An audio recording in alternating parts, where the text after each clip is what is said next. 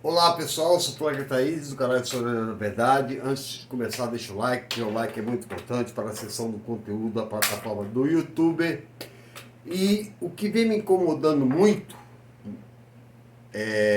ultimamente são os ataques à Venezuela e a Cuba que acusam de ditadura. Eu vou falar um pouquinho hoje da situação da Colômbia, que eles não falam porque eles são hipócritas. A Colômbia hoje tem 42% de cidadãos colombianos que estão em estado de miséria. Né? A Colômbia está enfrentando há mais de 2 meses protestos, né, contra o governo de Álvaro Uribe, que vem reprimindo e já matou cerca de 800 manifestantes. Né? Estão caçando pessoas que pensam de esquerda. Né? A Colômbia, né, depois do acordo de paz que deu o prêmio Nobel da Paz a um colombiano, com a conciliação política entre as Farc e o governo colombiano, né, Álvaro Uribe quer acabar com o acordo e persegue e assassina lideranças sindicais e sociais. Né? Acabou com o direito à escola pública, privatizou a saúde, né? Que deve custar dinheiro, né? Saúde deixa de ser um serviço público e passa a ser um serviço privado, né? Há 4 anos vem se discutindo reforma agrária. 10% dos colombianos possuem todo o território de área agriculturável da Colômbia, enquanto os trabalhadores rurais sem terra não têm direito algum. Né? A maioria da riqueza colombiana está na mão da elite econômica, né? Que é apoiada pelos conservadores, né? Que dizem que são os corretos, né? Que são apoiados pela elite econômica e apoiados pelos Estados Unidos, né?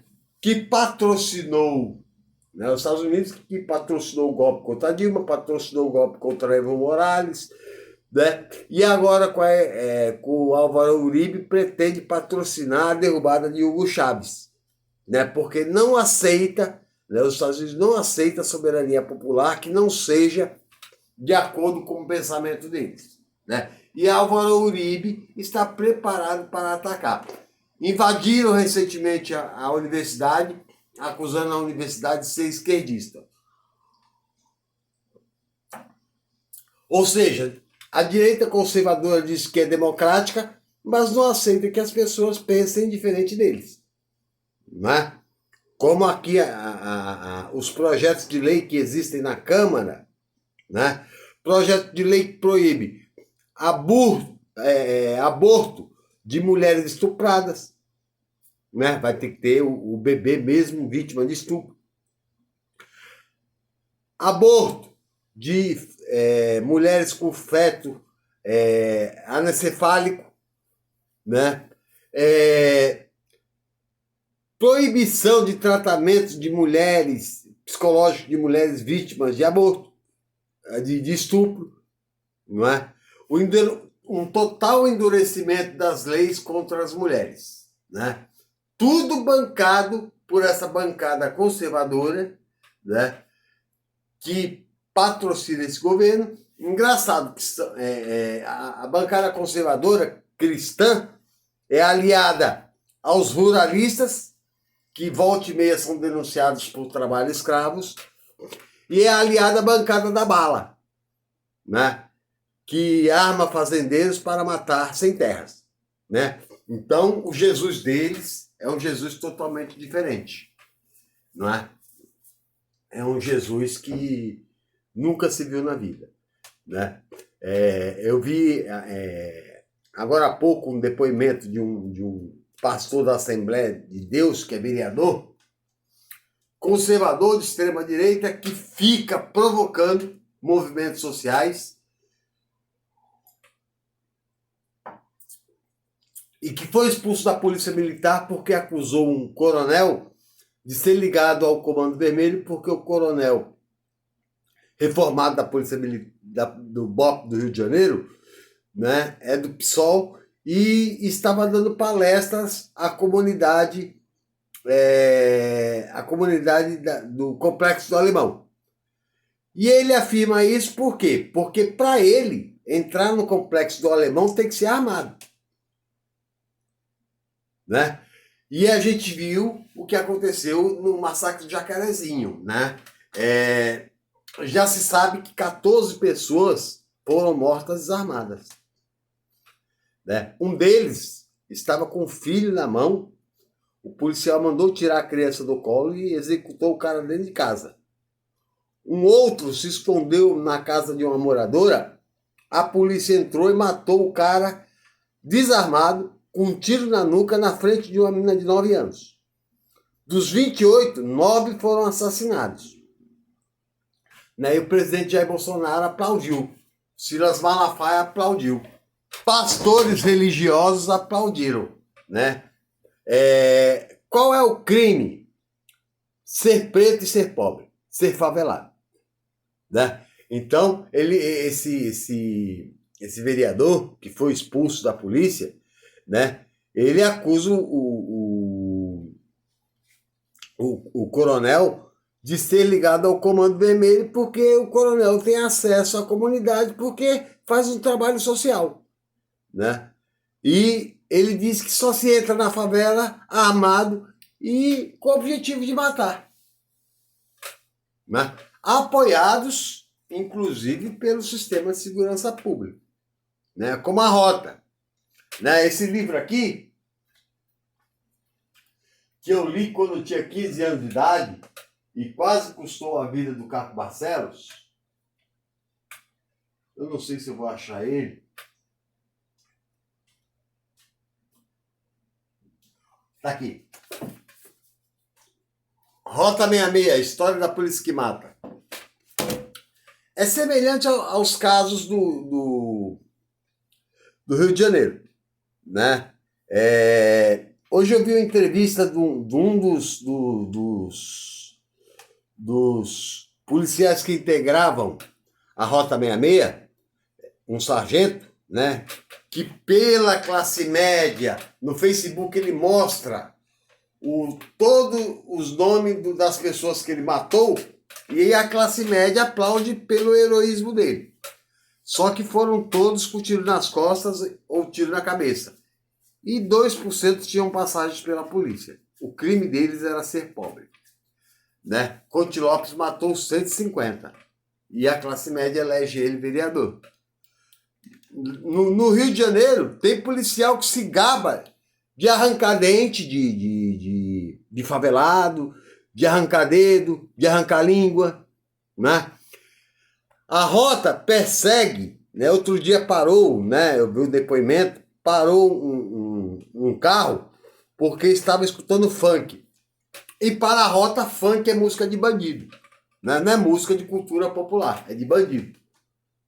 Né? Eles não aceitam o funk. Mano Brown é parado em todas as blitz que a polícia vê, porque ele escreveu O Homem na Estrada, né? Que é um álbum extremamente politizado e fala o que a polícia faz.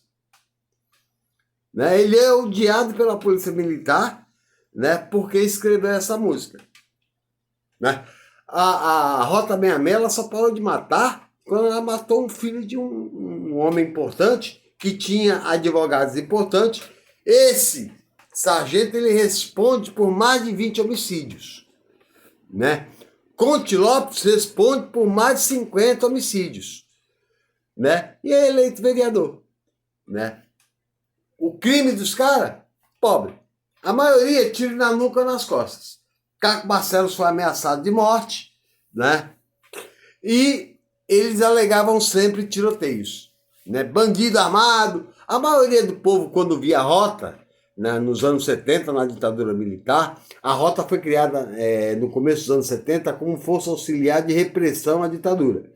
Né? A maioria da população pobre que via a Rota na rua, né, corria com medo. Né? E eles acreditavam que por ser preto e correr, era bandido. Então eles, né, seguiam, alertavam, bandido fortemente armado, o cara muitas vezes não tinha nem arma, né? E o final sempre era a morte. Tem um caso que relata no livro de um cara que entrou embaixo da mesa em casa, a polícia invadiu a casa dele, ele pediu pelo amor de Deus para não ser morto e foi morto na frente da mulher e do filho. Eles não têm nenhuma consideração. Eu penso que a polícia militar tem que acabar, né? Porque ela age, né, criminalizando a pobreza, e para eles o sinônimo de criminoso é pobre, né? Rico, né? Eles poderiam ter prendido Paulo Maluf, foi um dos maiores corruptos de São Paulo. Poderiam ter prendido Geraldo Alckmin, que desviou a obra da merenda. Poderiam ter prendido José Serra, que roubou obras do metrô. Mas eles só prendem pobres, né? Matam pobres, né? E o pior, né? Assassinato de seres humanos aplaudido por pastores, né? Extremistas radicais, né? Que acham que tem que ser morto mesmo, né? Eu já desafiei vários deles perguntando onde Jesus condenou a morte. Aliás, Jesus perdoou 2 criminosos que estavam crucificados ao lado deles. Ainda hoje estarão comigo no paraíso. Mas eles condenam a morte. Eles são extremistas, né? Falam várias ignorâncias, né? Eu, sinceramente, se fosse um político, defenderia um projeto de lei que, que obrigasse o pastor a fazer teologia e filosofia, para não falar tanta burrice, né? Eu vi de um pastor agora que ele desqualificou Charles Darwin, né? Autor da teoria da evolução das espécies, que apresentou a teoria no final do século XIX, não foi contestado por nenhum cientista do mundo, mas ele se acha mais e diz que a Terra tem 6 mil anos. E aí, o que eu faço com os esqueletos de dinossauro, que foram extintos há 160 milhões de anos? O que eu faço com a Luzia, o esqueleto mais antigo do Brasil, que tem 25 mil anos, né? Que é provado pela doutora Niede Guidon, através de teste de carbono 14 e exame de DNA. Ela é ser humano. O que eu faço com os esqueletos dos homens de Neandertais, que existem centenas na Europa? O que eu faço com as primeiras civilizações sumérias que surgiram há 11 mil anos atrás, né? A Terra só teria 6 mil anos? É uma pura ignorância, né? Se fechar num livro que não é um livro de pesquisa científica, é um livro que o Papa, inclusive, já disse, né? O Papa, que é um homem sábio, já disse que a teoria de Adão e Eva é mais uma ilustração do que uma realidade, né? Mas eles acreditam, né? Por exemplo, eles acham que o Papa é o anticristo pregado por João. Só que João não foi o que escreveu o Apocalipse, né? O livro da libertação. Ele escreveu contra Nero, né?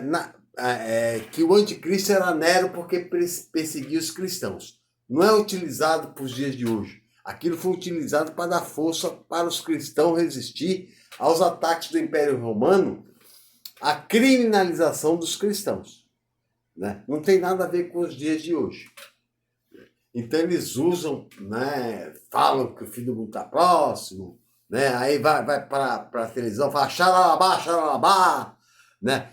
Que no Pentecostes diz que o abençoado pelo Pentecostes, quando os apóstolos foram abençoados pelo Pentecostes, eles começaram a falar línguas diferentes, e não xalalabá, xalalabá, que eles chamam de línguas estranhas. Eles dizem que recebem o Espírito Santo, mas não apresentam nenhuma prova, né? Silas Malafaia diz que recebeu o Espírito Santo, né? O Espírito Santo também, quando é recebido pelo homem, o transforma em pacífico e manso. Silas Malafaia é um tremendo mau caráter. Ele ataca todo mundo, né? Outro dia estava pedindo voto de prosperidade de aluguel de desempregado, né? Só não superou a Universal, que estava pedindo o auxílio emergencial como doação para a prosperidade.